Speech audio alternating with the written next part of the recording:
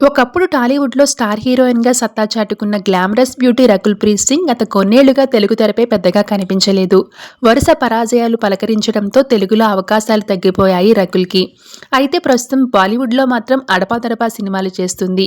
Chance వస్తే మళ్లీ టాలీవుడ్‌లో రీ ఎంట్రీ ఇవ్వాలని ఆశపడుతుంది రకుల్. తాజాగా తన మనసులోని కోరికను బయటపెట్టింది. రీసెంట్‌గా రకుల్ ప్రీత్ సింగ్ పంజాగుట్టలో ఒక మేకప్ స్టూడియోని ఓపెనింగ్‌కి గెస్ట్‌గా వచ్చింది. ఈ సందర్భంగా రకుల్ మాట్లాడుతూ హైదరాబాద్ వచ్చినందుకు చాలా సంతోషంగా ఉందని చెప్పింది. తెలుగులో డ్రీమ్ రోల్ ఏమైనా ఉందా అని అడిగితే తనకు బాహుబలి లాంటి ఒక సినిమా పడాలని, అదే తన డ్రీమ్ ప్రాజెక్ట్ అంటూ తన కోరికను బయటపెట్టింది. ఈ వీడియో ప్రస్తుతం సోషల్ మీడియాలో వైరల్ అవడంతో రకుల్ కోరిక నెరవేరాలని, తెలుగులో ఎప్పట్లాగా అవకాశాలు రావాలంటూ అభిమానులు కోరుకుంటున్నారు.